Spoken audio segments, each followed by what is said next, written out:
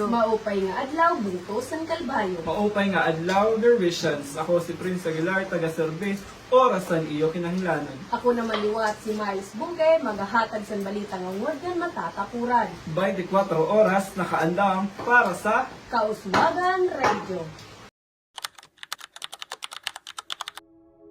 Ang kada residente naghihingyap magkamayada sin maupay na kalsada, sugad sa mga residente sa Barangay Lapaan nga nagaantos sa mga lubak-lubak nga dalan.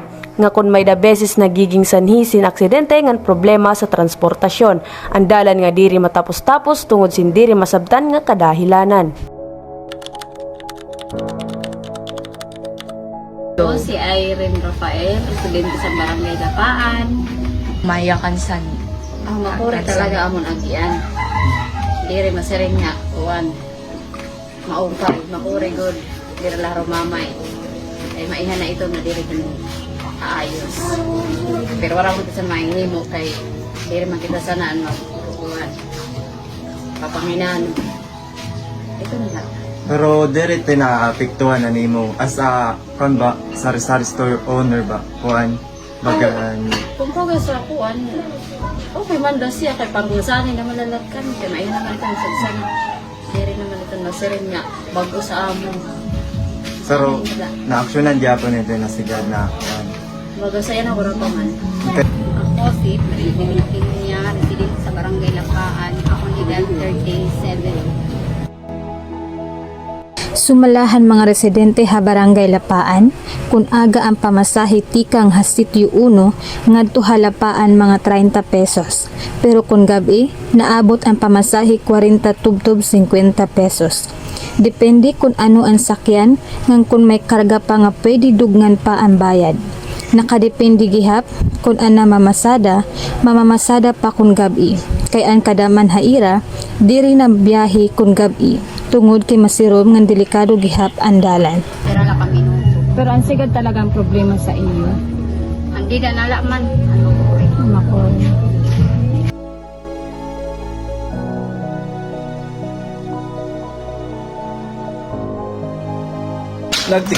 nagtikang ang pag-ayos sa kalsada, pero diri ni mahihimo, maupay ang mga materialis diri sakto, nga ang pagbuhat diri tama.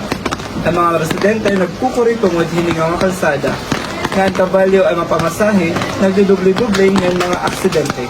Ang iba pa nga mga opisyales, han Barangay Lapaan, sobraan hinyak na maging maupay ang dalang para sa kaupayan han mga residente.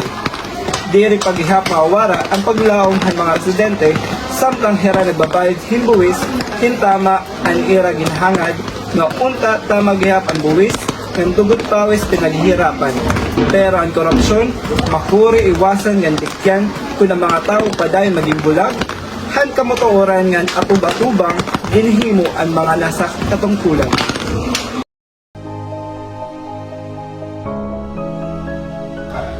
Ako si Kagawad Jose de Liquiña, Committee sa Infrastructure, 42 years old.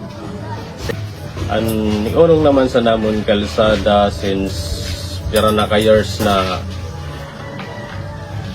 waray lagyapon pagbabago, damunan mga naglabay nga mga barangay officials or na diri lagyapon na papanginanuan until now kuan lagyapon rough road lagyapon labi nandito sa namon main na kalsada. Siguro next year pakuan na yun masusulbar na ito na problema. Ako ngayon si Marwin Quezon, taga Barangay Lapaan, usak nga balabal driver. Ang mga namamasada nagkukurigihap hadalan nga diri maupay. Sanayan nala ang irapan ato para makapamasada. Sumalakan Mang Marwin, kun waray pasada, waray kamihin makaon hapan adlaw-adlaw. Ang pangunahon nga kabuhayan ni Mang Marwin, ang pamasada ngan kun may panahon, nagkakarga hiyahin mga kupra para madugnan ang adlaw-adlaw nga kita.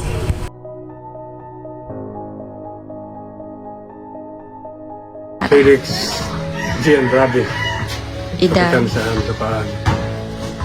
ato nga sigad na ang katunga semento kas kuan lapak kas semento na liwa. Tulong pala to. Unahin nga na makuri nga portion Mao ito na yung yun. semento. Tapos, ito nga kung lubak-lubakan ito, di ba? Pero, harap ko sumpit ang nahirap ang semento. May budget mong kuno ito. May budget mo kami yun. Tigang tarapo ko ito natin sa San Isidro. Ang diretsyo naman. Pagkuhan na lang pagkuhan sa pundo. Oh, 2.5 ini. Sabi na sa gabi yun, kasi oras man.